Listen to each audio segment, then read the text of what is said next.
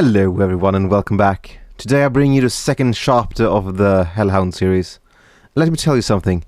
This is long. Very, very long. It's 1 hour.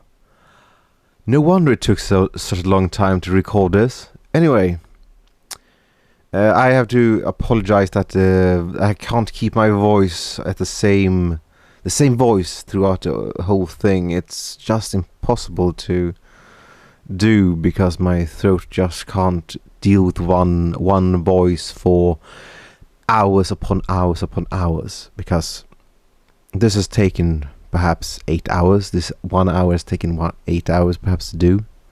So without further ado, I bring you the second chapter of the Hound.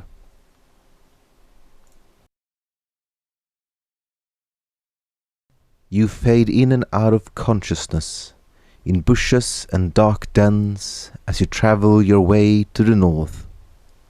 Your days are marked with constant pain and hunger.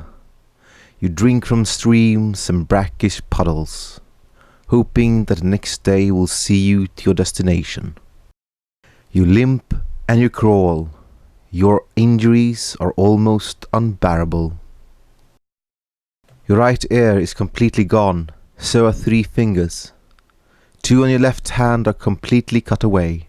1 on your right is severed just below the claw. You are partially blind in your left eye. Things are blurry and unfocused. You are missing half your tail. You are missing teeth. Your fangs are chipped and dull. You are shrouded in scars. There's not a single part of you that does not carry a grisly wound, but these are all just nuisances in comparison to your damned leg. Your left leg is the cause of all your trouble. Your femur is fractured in more than one location. Splinters of bone tear into your muscles. You are sure that there is bleeding. You can only limp along, hoping that these slight movements will not cause you too much pain. Were you more vain, you would wish yourself to be a lichen, so that you could be covered in fur and hide the scars. But you're a hellhound. Any fur you have is soft, charcoal, black-grey fuzz. The way you reset your bones makes your leg look misshapen. You are no expert in medicine, so you're relatively certain that you set them incorrectly. So the lopsidedness would make sense. You would be fine with it, but it hurts so much sometimes that you just lay still and breathe until the searing sharpness goes away. It makes traveling difficult. It would be easier were you able to stick to roads, but you're a hellhound, a hellion beast not recognized by any of the kingdoms as a prospective citizen or even a sentient person. The only one that does, and even then it is only partially, is Zion. So, you heard of Zion. You stay clear of the roads. The journey takes you about 2 weeks. Were you in greater health, you could have made it in less than 4 days. You have to stop and rest after you pushed yourself too hard. Something inside you had finally gone wrong. Some hidden injury you had suffered during that slaughter. You don't know what is broken inside you. Sometimes it feels like your lungs are not getting enough air. Other times your gut seems to be burning. The worst was when it felt like your skeleton had grown barbs, and your urine was stained red and smelled of blood. You are slowly dying. You are sure of it. The legendary resilience of hellhounds only went so far. During the choke-filled moments when you're curled under a tree, begging whatever dark entity that watches over you to ease the pain, even if only a little, you find yourself thinking of the boy and the village. You still don't know why you went and did that. Why did you slaughter that warband? It wasn't in your nature to do things like that. You weren't like other Hellions. You were always methodical, pragmatic, calculating, and cynical. You didn't act without analytical reasoning beforehand. That was how you stayed alive all this time. Flying off your handle like that was just asking to get killed. It was why there were so few elder Hellhounds. They all went stupid and died young in a fight, biting off more than they can handle.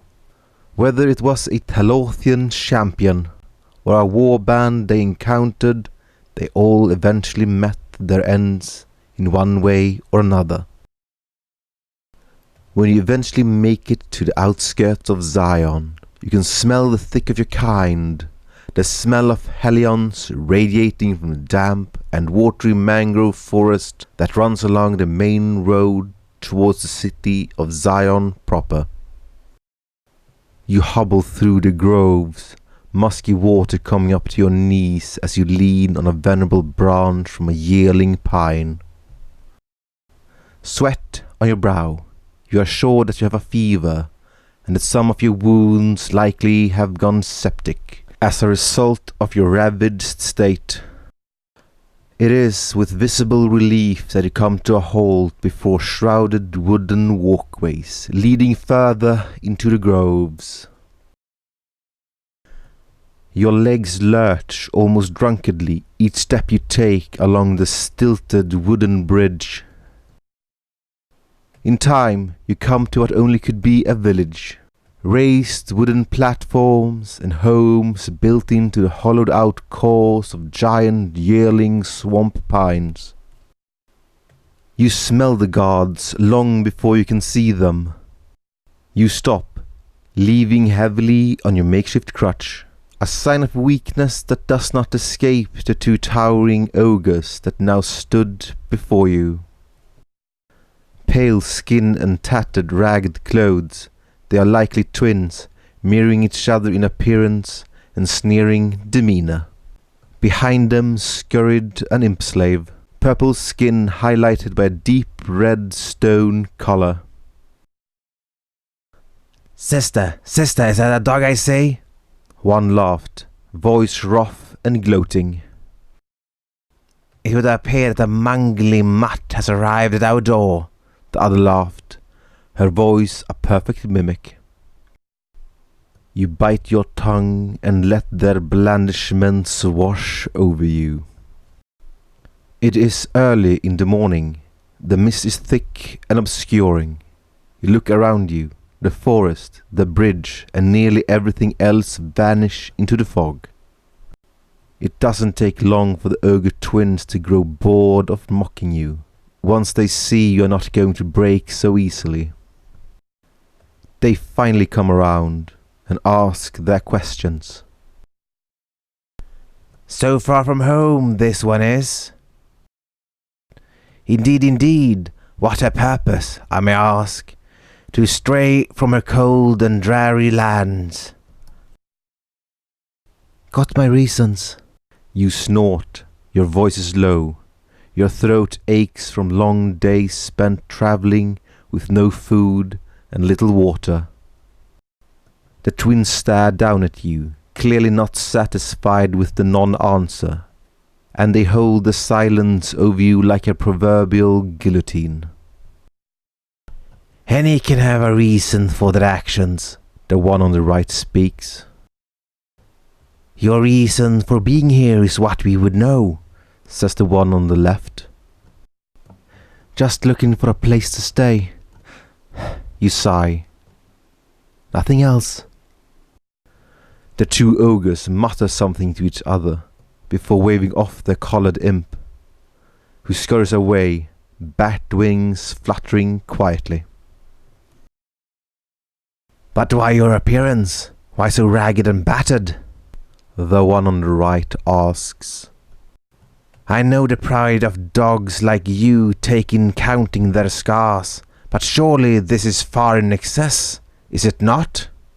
She gestures towards your ravaged appearance. Mayhap this one is fond of such sadism towards itself, the one on the left tells her sister. Mayhap its owner beat it for losing its colour. You have to endure 3 more minutes of this taunting before the imp returns. She's out of breath and panting. She speaks clearly and concisely to her owners. The 2 ogre twins turn to you. The anvil would see you. Dogs like you always capture her interest. They wave you off, letting their imp slave guide you. They are pouting, clearly not done with their mocking of you in your weakened state. Your teeth grind despite the pain it causes you. You remember the stories. You remember the legends and myths of those who came before the world was ready. The old lords of the primordial world were known as Titans. Their progeny were their vassals. Everyone and everything else was their property and cattle. They were the only beings who survived the cataclysm that made the world as it is now. They were the only ones that remained after the grand reshaping. And they ruled the new world, just as they ruled the world before. And then came the day that Titans fell. The Titans were said to be wiped out by the first lords of the Black Mountain and the 100 kingdoms of man.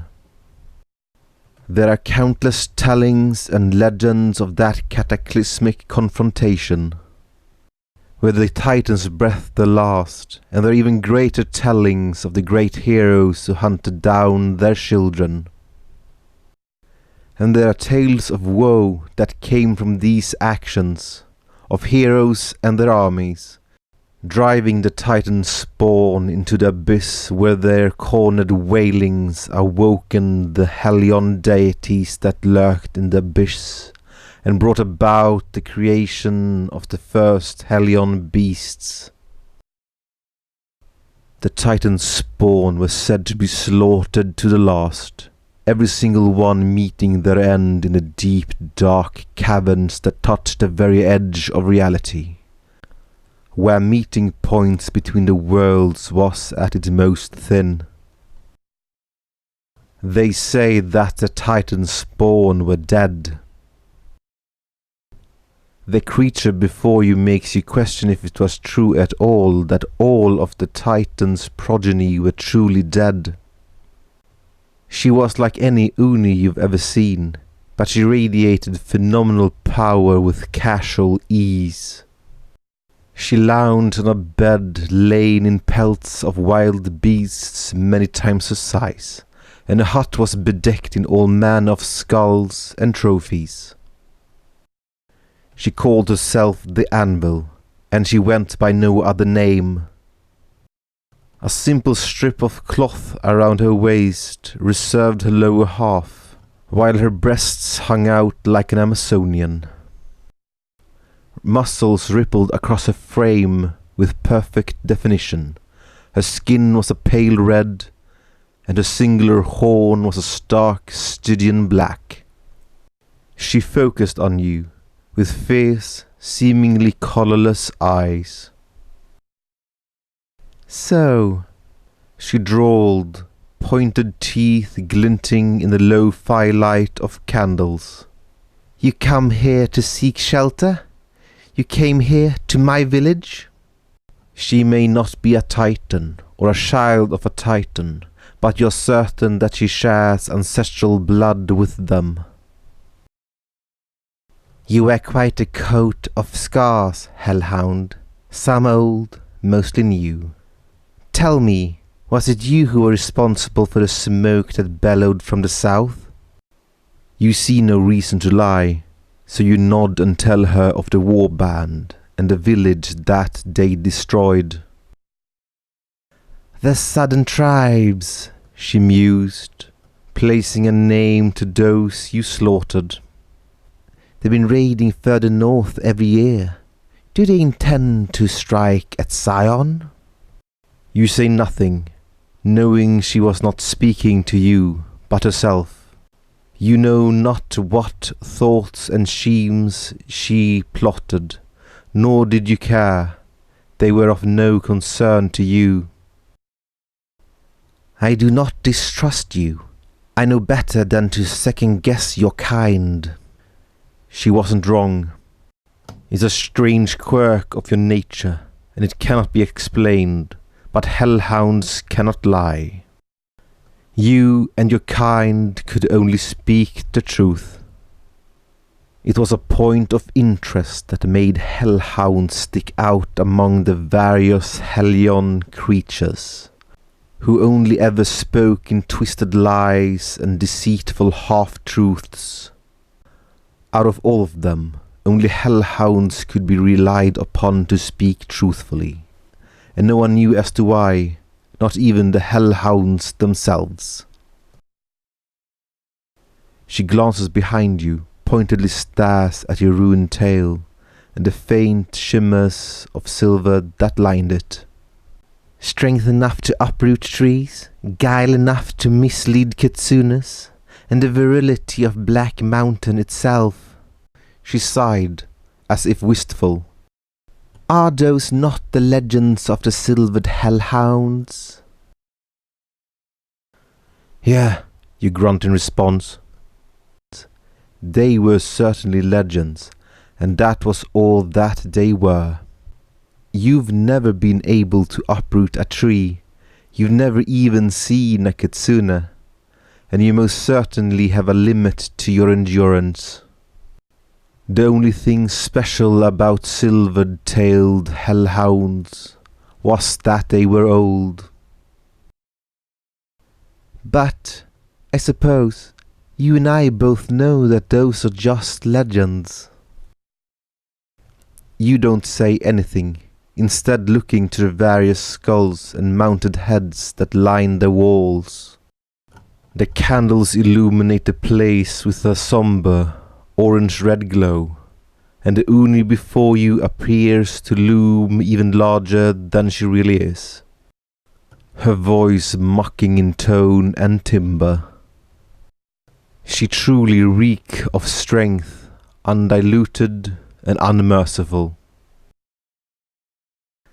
Tell me, Hound, why is it that you kneel before me like a whipped bitch?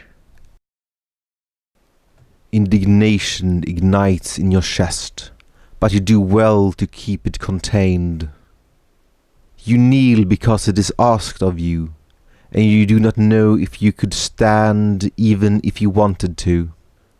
Your body is dying. You grunt non-committedly. We have limits, like anyone else. Is that so? The Uni purrs out her words. For some reason, you feel as if she is savouring your pain like some sort of ambrosia. So what is it that you came to me for then?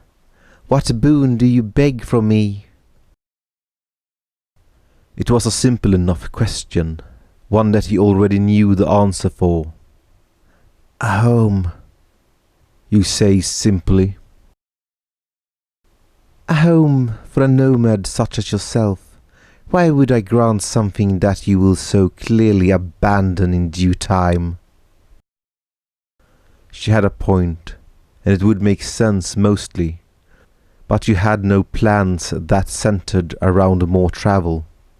All you wanted was for a quiet place to die. I do not plan on leaving. How so? Reasons. You don't plan on leaving, so you say, but why should I allow you to stay? This is a community, one built on the marshes and hostile at night. How can you bring greater wealth to this place? For what reason should I grant you refuge? I can fight, I can kill. You need a guard dog. You glance up at her. You're looking at one. Hello, sister. The arachne was of a younger sort, clipped yellow and white lower body, with an olive-skinned human torso. Her physique was lean and spry all at once, no muscle to be seen, not like you, her kind hunted from the shadows with invisible string traps. "You seem to be in dire straits," she observed, her hollow fangs extended and retracted. If it was a threat, you didn't catch it. You only shrug. She wasn't wrong. "An anvil, dearest, wants me to look after you for free, was it?" she asks. "Another charity case, I am to presume." "She wants me walking and not shitting intestines." She seems satisfied by this, or mollified enough to work. She brings you to the back room, a small wooden table with a hide cot and fur draped about the floor. There were endless varieties of medical instruments hanging from the walls and shelves. A gut reaction told you everything that you needed to. This was not going to be pleasant. "Get on the cot and eat this. I'll need to cut your leg open and reset the bones by hand. After that, I'll be on the ribs. It looks like you're snuggling a cucumber under your skin." Charms stopped you from bleeding too much, and they kept most of the pain at bay, but there was still more than enough to cause you to black out. She cut you for 16 hours before you were in a reasonable enough state. 16 hours before you could leave the cot. The herbs she fed you helped you heal. The charms closed up the more prominent wounds. Your body still hurts where she cut you open and rearranged you on the inside, plucking fragments of bone from muscle and organ, resetting poorly healed ribs and leg bones. She had to re-break everything before she could fix it properly. By the time it was done, you had a whole new array of scars and scabs. You were eager to finally move again. "Your leg is still a mess. Worst damage I've seen in a while. Shredded muscles and compound fractures upon compound fractures. Had to waste a lot of magic just to get it into a state where you could move it." You know she wasn't lying. You can smell the truth, and even without that you can tell for yourself back when it happened. Bone breaking through skin in multiple places was, and is, never a good sign. "It should still hurt when you walk sometime, but not as much as before. Managed to get everything back in place well enough. But your body will never recover fully from something that traumatic." You can feel the dull ache and pinch of muscle, and your walk is still uneasy. You're still walking, however, and that is good enough for you. You give the driver thanks and leave the apothecary for what felt like the first time in over a year. Your duty was to guard the village, its name only told to you at last, long after you healed, the Hellhound marshes. As you stalked encampment at night, you fully got to appreciate the town. It sprawled out among the mangroves, built on raised platforms above the water, huts and buildings fastened to trees, and bridging out and connecting to other platforms like an insane cyclopean spiderweb. There were various black market stalls that offer exotic wares from across the sea, uniformly illegal things from the corrupt and notorious Elven Isles, home of the pirate court. You saw many different hellions during your nighttime patrol. Dark elves were plentiful enough, as were ghouls and arachne. But the marshes were also home to night fiends and hellbats, destitute vampires who had lost their powers during the Zion purges of the last era. You never came across other hellhounds.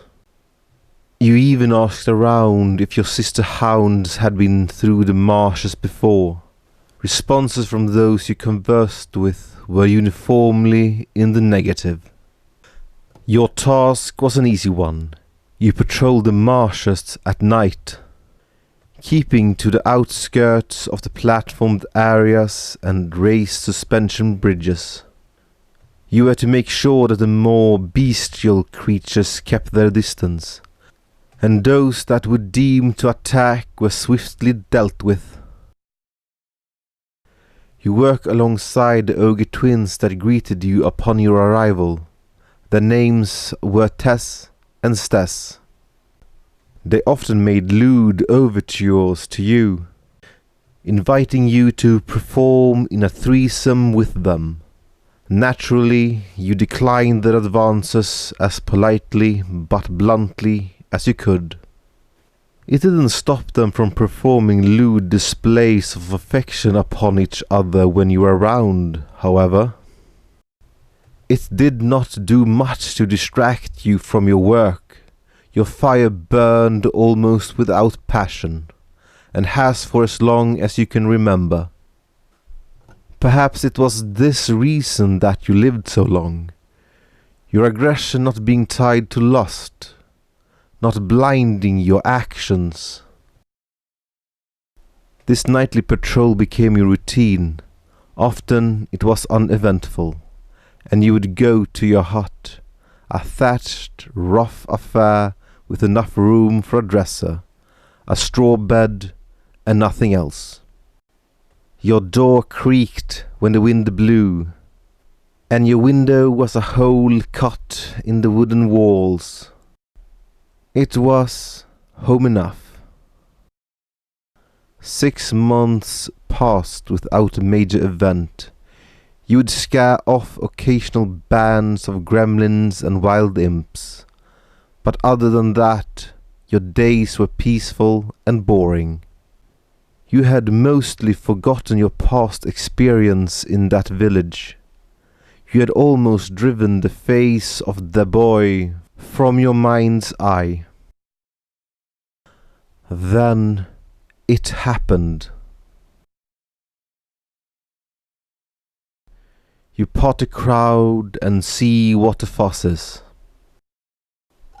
It's a human child in bright blue garb, with powerful blonde hair and almost feminine features. He looks about himself, staring wide-eyed at the countless varieties of hellions that surround him, some sneering, others scowling. The horde is watching him hungrily. The urge to take this male and do things more unspeakable about their expression. You glance down at the boy again. He's quiet, curious even, a ponderous gaze on his face as he stares up at the surrounding beasts, that even well-blooded knights rightly fear. The courage that comes from ignorance truly is a remarkable thing. He almost reminds you of that boy in the village in that regard. That boy, torn to shreds and ripped apart, no strength or blood left in him. His last act in life was to come and find you, to die in your arms. He died in your arms. You weren't there to protect him. You don't realize you are pushing your way through the horde until you are standing beside the boy, looking down at him with an ache in your chest you cannot rightly place. "What are you doing, Hound?" one of the crowd asks, or demands, rather. What are you doing here, kid? You talk down to the human child. Don't you know where you are? Are you ignoring me, Hound? It's dangerous for your kind here. Ain't you scared? You should go home. You squat down beside a boy, meeting him at eye level. His gaze is piercing in a ways, and you feel sad for some reason. Your parents are probably worried. You have parents, right? Damn it! What are you doing? Another from the horde shouts. Are you planning on hugging the human all for yourself? You know how long it's been since I last fed on young flesh? Back off, you say over your shoulder. There is no heat in your words, but there is the promise of fire. Come on, kid, let's get you home. When you say this and take the boy in your arms, the first one strikes. You don't know why you're coming to rescue of this meager human boy. You knew it was only going to result in violence, only result in alienating yourself from the Hellion marshes outside of Zion. It was stupid of you to do this.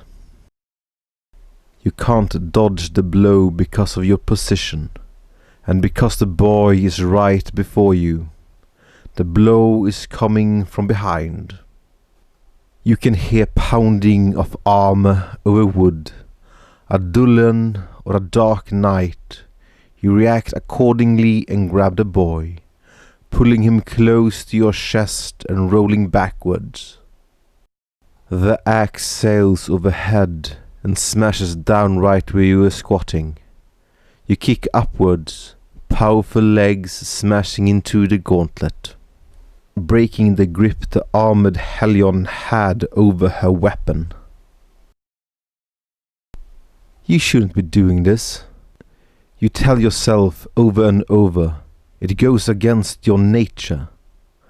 You are non-confrontational. It's how you survived for this long. Getting into pointless fights wasn't your style.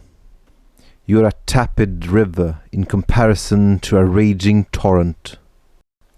You also tell yourself, or a deeper part of you tells you, that it is within your instincts to do so, to seek out conflict like this.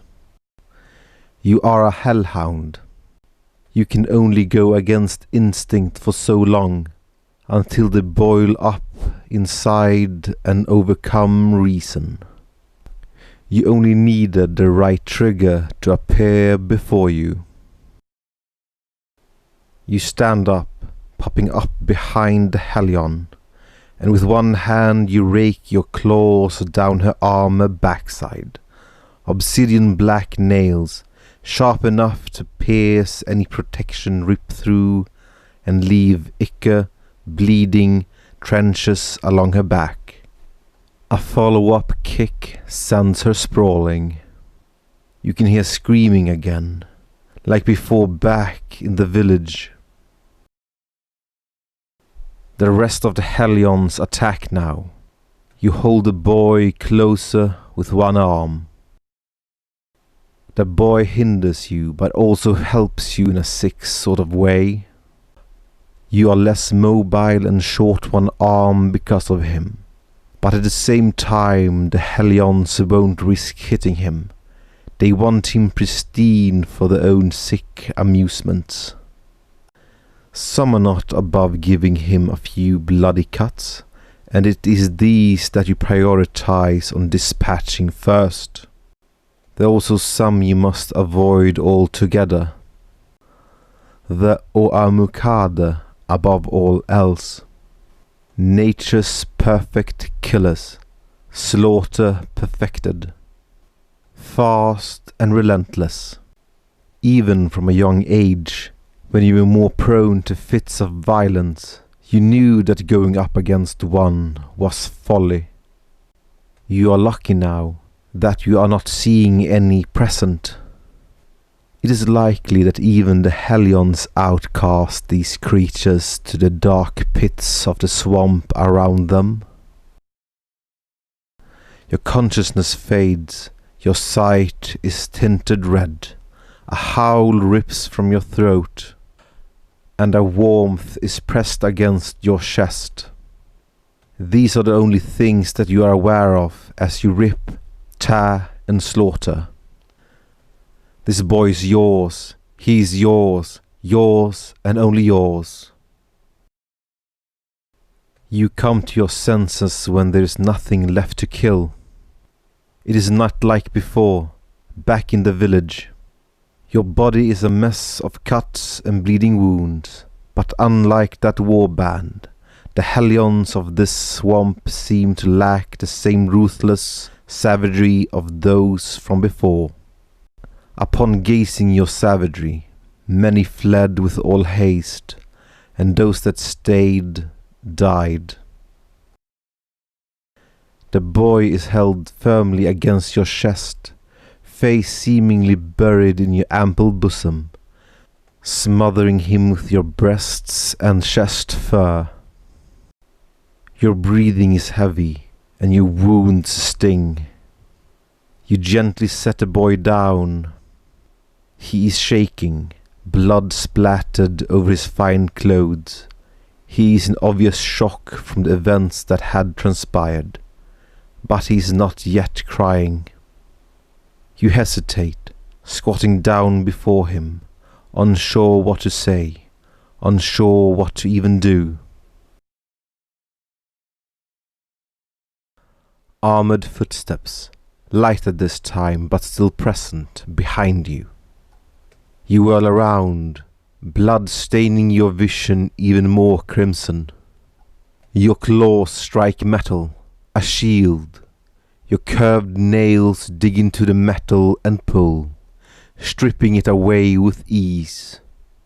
You can see silver and shapes, but consciousness is being lost in the face of blood-induced rage that you have always held in check, now released. Mirya!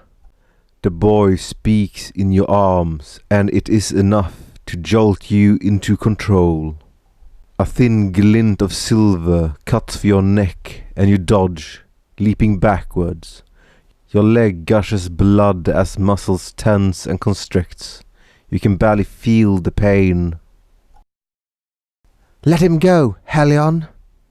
You wipe the blood that stains your vision away. Your teeth are bad, and breaths roll from your lips, hot and heavy, along with bloody loam. A scion knight or a noble from one of the houses. Full plate silver armor with cobalt trim and banding. A winged helm with eagle-winged tips flaming off from the visor, and a long sword clutched in a double-fisted grip. The shield the knight once held is in the grip of your claws, surface torn from your ministrations. I said, let him go! Female, clearly determined, must have come looking for the boy. Makes sense, kid is clearly of noble blood. Would explain the clothes. House guard, perhaps? She charges you when you don't move, when you just stare and do nothing. Sword raised overhead, she lets loose a war cry and hacks downwards. You avoid it easily enough and return her shield. It slips from your claws and smashes into her side. Her armor doesn't shine. It is a dull silver and blue. It is worn from use. She is still a novice, though. You lash out with a kick, knocking her down onto her side, completely open to attacks as her sword arm is pinned to the ground. You don't attack. You'd be putting the boy at further risk by doing so. Why don't you just put down the boy and let him go? The knight is here to take him back. Why are you still fighting? Filthy beast! She shouts, scrambling back onto her feet. She's not used to fighting monsters like you. Humans she could easily handle. Bandits, raiders, orcs and trolls. Creatures that use weapons of iron and steel and stone and wood. You use claws. Were you anything but a hellhound, that would put you at a disadvantage. She doesn't know this. She won't win against you. She attacks again. She goes low, swinging for your legs. It leaves her completely exposed. You almost daintily jump over her swing, and then you have her helm in your claws. The sound of wrenching metal, and with a tug that sends her fumbling forward, you shred it from her head. Dirty blonde brown hair spills in flowing locks, along with blood from where you cut her scalp. She hits the ground hard, and you land on her back a second later. It would be simple to kill her now, to bite down on her neck, crush her skull, and the boy would be yours alone. Nothing and no one would be able to touch him then. He'd be safe forever. Please stop fighting! Like dunking your head in ice water, that soft, panicked voice so easily rips you back to your senses from the verge of madness. You almost choke with how fast you stop and freeze. The boy wants to be put down. He wiggles in your arms, unsure of what to say. He doesn't need to say anything. You let him down, gently. His legs are shaking and he smells of urine. Flecks of blood and ichor are splattered on his face. You only see this after you quickly examine him for wounds. He is free from any harm. You relax. The lady knight heaves, the wind knocked clear out of her lungs. She gets to her feet, seething with hatred in her eyes, all directed at you. "My lord," she pants, looking to the boy. Kid is a noble. You guessed right. "Are you unharmed?" The boy nods. He regains his composure, but he is still somewhat shaken. You can guess why. You glance at the scene. Blood and armor bits lay around. There are bodies. Most are dead. "These beasts, did they do anything to you untoward?" she asks, almost frantic. The boy shakes his head again, not knowing what she could have meant. He's innocent. Too innocent. She glares at you again. "What foul things did you have planned for me lord, hellion thing?" You look her over. She really shouldn't be talking to you in such a tone in her condition. You shake your head and shrug. "Answer me with words, beast!" "Mirya, please don't shout." The kid tugs on her arm, just like how the boy did back at the... "I'll have nothing from you. Do you know how much panic you've caused?" She snaps at the kid, and your hackles bristle. "The castle is in an uproar." I just wanted to explore." He almost whispers, chastised. Think of your father and mother for once. These antics drive them to insomnia. She takes the kid by the arm, pulling him close. He struggles, trying to pull away, but her grip is firm. I don't want to go back. The kid actually shouts now. Nobody likes me, and I have to sit in my room all day. I want to go outside. I want to have fun. You never let me do anything.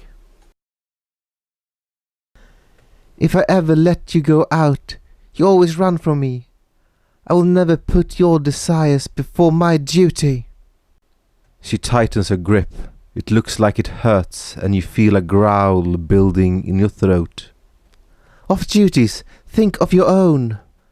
In this life, we cannot let ourselves be possessed by our wants, my lord.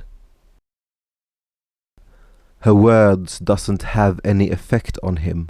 You can see this clearly. You glance around, and you've driven the others off, but it's only for a little. They'll be back, and they'll be angry. Very angry. You need to set these two on their way before then. Hey, kid. You speak suddenly, and the kid is quiet almost at once, looking over at you with firm attention. You shouldn't stress your caretaker too much. Her job is hard as it is. He's quiet for a moment, and the night continues to glare at you. She's not my caretaker, he murmurs. My mistake then, you reply. You should leave, you tell the night. I drove the others off. They'll be back soon. There's no way you could take even one of them on. You should have curtailed that last bit. She looks ready to leave with her charge in tow, but your questioning of her marshal's skills bring her up short. Excuse me? She snaps, her indignation more visible than vocal. Forgot I said anything, and go. You hastily reply, paws raised. You questioning my skill, you beast? Please, just go. You hear horses, hooves on wood, armor clinking. Half a cohort maneuvers through the raised cabins. Knights in shining silver and cobalt armor, 6 of them together. They disperse and surround you almost at once. You shut your eyes, exasperation overriding anything else. You don't need to open them to tell that 6 lancers are trained on you. The situation did not improve when you hear the slow, purring rage of the anvil. Silvertail. You feel your heart still almost entirely. Your pride is not so great that you would not admit to feeling the cold needles of fear creep into you. You disappoint me, Silvertail. The knight, the boy, and you all turn to face the Uni woman. By her side the ogre twins, Tess and Stess. The anvil wields a massive hammer, obsidian black head and a steel shaft. It is as cursed as weapons can get. By the way the featureless black head absorbs the light, you are sure it is not an ordinary instrument. It takes everything you have to resist taking a furtive step back, and she knows it. Look at these bodies, Silvertail. Look at them and explain to me what it is you have done. You can hear the rage boiling just behind her words. You swallow any words that you think you could have said. What could you say to alleviate the situation? The Lady Knight steps forward. She is fearless in the obvious foolhardy way that only a human can be. She fishes for some unfamiliar crest out of a pouch on her belt and holds it up. I'm Lady Miria, captain of the Mariner Knights of Zion. She spat blood, clearing her mouth. There is fire in this woman's eyes. I am to presume that you are the leader of the Hellhound settlement? The anvil stares at Lady Miria, as if she was some sort of exotic and rare insect flittering about in front of her, pandering for her attention. She listens to the knight for a full 10 seconds before she returns her attention to you. Why did you kill my citizens, Silvertail? She asks with mock kindness. You feel the venom-laced barbs just beneath her utterances. You are under no illusion that she knows full well what happened here. You are not sure how, but you're positive she knows everything she needs to. She just wants to see you squirm and hear you say it. Miria steps forward again, clear indignation in her eyes at being so promptly ignored. She turns her emblem forward again, as if it meant something. Do not recognize my authority, Hellhound! She shouts. You'll not ignore me! The anvil does ignore her, for a moment at least, before panning her gaze over towards her with clear disdain. What is it, whelp? She spits. I've little patience for you. You will have more, then. Miria snaps back. You will leave and not interfere in the matter at hand. Oh. The anvil grins. Is that truly a fact? You can taste the preamble to violence flit through the air for a moment. Would you dare to order me around like some squire boy in my domain? This is not your land, Hellhound. This is the land of Zion, granted to your kind by the royal family, and it can just as easily be taken back. Is that so? You can feel a malaise, almost as if it turned to sulfur. Breath became difficult for you, and you desperately wanted this woman to stop. You know the agreement, Hellhound, and you know what is at stake were you to give reason to promote grievances. The choice is yours to make. The power in the air remained, thick and cloying, almost uncomfortable in how it mimicked the humidity with a soft saccharine musk. All at once it stopped, the sense of power faded, a power the humans did not feel, and so they did not know the danger they so narrowly subjected to. Anvil snorted. She turned away, saying nothing, only instead casting a glance back at you and only you. There was hatred in that glare that you knew would haunt your dreams as long as you have them. Then came the chains. Chains. Chains are a new experience for you. Sacrificed iron with blessed silver inlays. They may appear rusted, and they were rusted, but it is because they were left in purified water during human holy festivals. They sapped your strength entirely. It was to a point you barely had the strength to even breathe.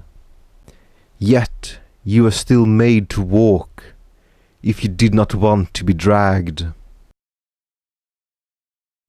You don't know what will become of you. as you stumble behind a column of horses, dragged along by holy chains.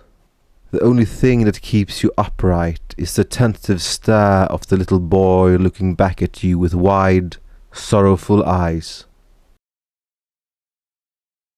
The gates of Zion grew in the distance, great walls reaching from the sea to the foot of the great mountains, encapsulating the port kingdom on either side like some natural fortress.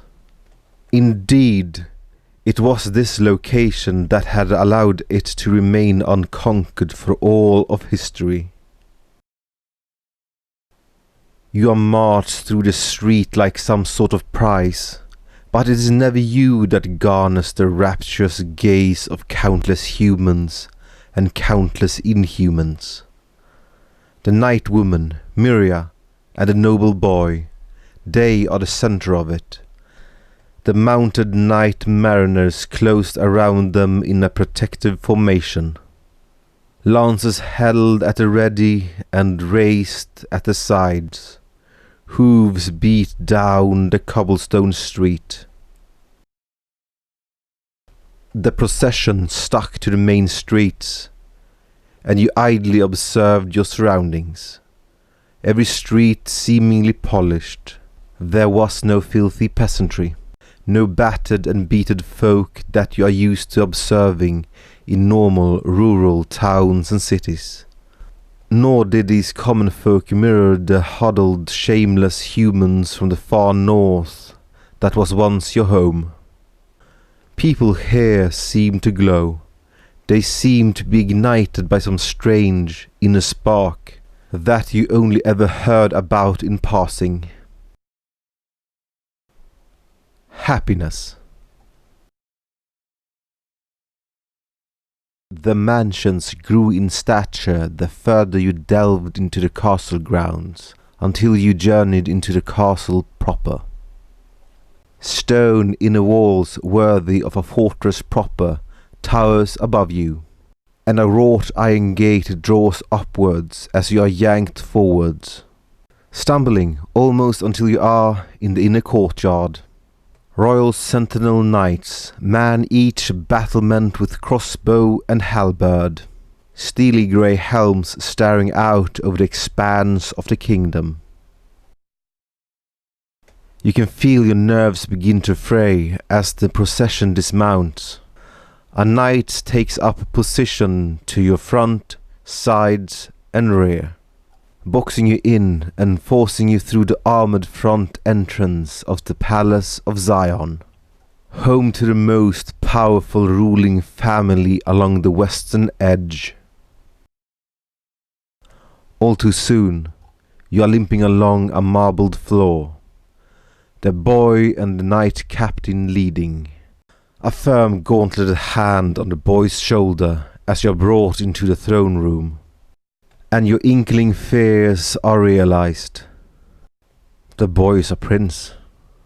The knight is his sister, a princess. Two thrones before you, each occupied by what clearly is a king and a queen. A flowing scale dress made from a mighty sea leviathan on the queen, and a dwarven runic armor on the king. The paladin and the sorceress. You've heard of these two, the custodies of Zion, and ruling family that has kept this kingdom afloat. The king seems to glow with aloof optimism, but the queen, she fixes her gaze upon you. Thunder and fire seems to be contained within her pupils. A horrid abyss of rumbling destruction, barely contained by a meager human body.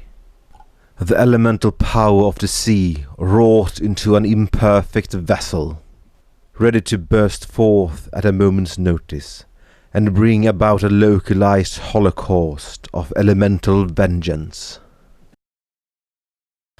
It was a gaze that spoke of nothing but postponed wrath. The gaze of a mother scorned. You have never felt smaller than you do now. Oh, goodness me, I wonder what will happen next to the Hound. But anyway, I want to thank you for listening to this, and I'll see you next time. But before we do that, why don't you just drop a like, press the subscribe button, and leave a comment. Comments are always interesting to read, so yeah. Do what you want, but a comment would be really, really good. See you next time. Bye.